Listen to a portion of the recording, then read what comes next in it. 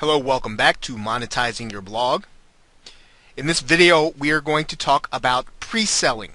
And pre-selling is the act of getting your buyer or getting your prospect or getting your site visitor ready for your offer, whatever it is.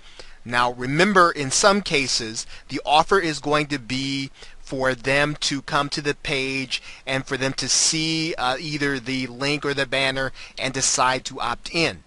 In other cases, the offer is going to be for them to make a purchase, and in other cases, the offer is going to be for them to seek other information, very similar to the first. Now, pre-selling is, again, making sure that the customer is ready to see the offer. What you don't want to do, and you'll see it that I have it there as the fourth thing on the page. You don't want to send your visitors straight to the offer. When they come from the web or they come from the internet or from the search engine, they're still cold.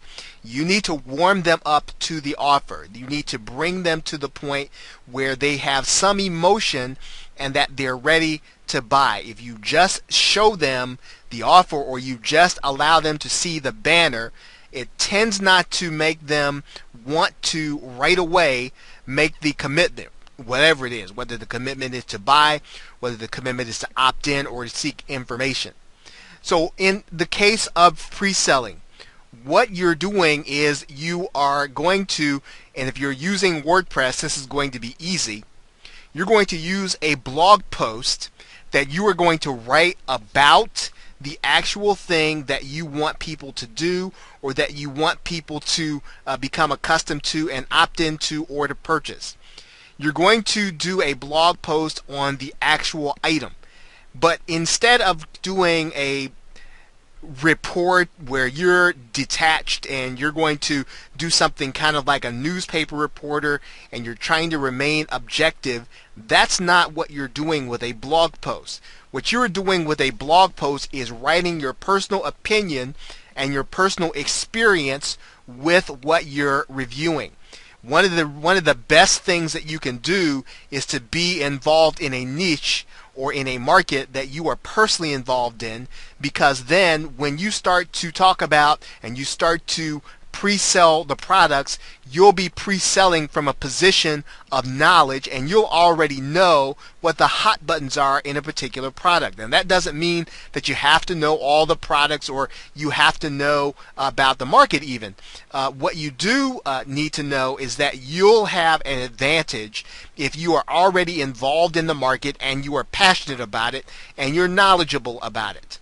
So your blog post is going to be a knowledgeable, personal opinion about the item that you're writing on, so that people who read your post will not view it as content. I have that as the second item there. You want to give them content. You want to give them something entertaining, informative, educational even, so that they're not looking at what you've written as selling them. But really you are. Really what you're doing is warming them up to the offer. You are affecting the customer and making them more receptive, again, by talking about the product from an inside or intimate perspective. Now, in some cases, it's going to make sense for you even to mention some of the negative aspects of a product and maybe what you don't like. And what you'll do is that you will be covering the objections of people while you actually write that post or while they read it. What they're doing is they are qualifying themselves by reading your objections and your answers to the objections when you write the actual pre-sale post. Now again, the pre-sale post should be written as a personal opinion that is very entertaining and that will keep them reading it and make them want to read more. Now, one of the other things about doing a post in this way is that you'll want to make sure someplace on your website, and typically you'll do that on some kind of disclosure page, that you are using affiliate links. You don't want there to be any confusion about that, because even if someone buys the first time, Once they find out you do and that they feel as if you've been tricking them, they won't be a repeat visitor. And then if you don't have repeat visitors, then you will not have repeat buyers. So what you'll want to do is you'll want to find some way, whether or not it's on a disclosure page, someplace on your site, so that the visitors know, well, hey, this is an affiliate link that this person has. They're going to be making a commission if I actually go to buy something or if I actually go to opt in. So in terms of monetizing, again, we are talking about affiliate marketing.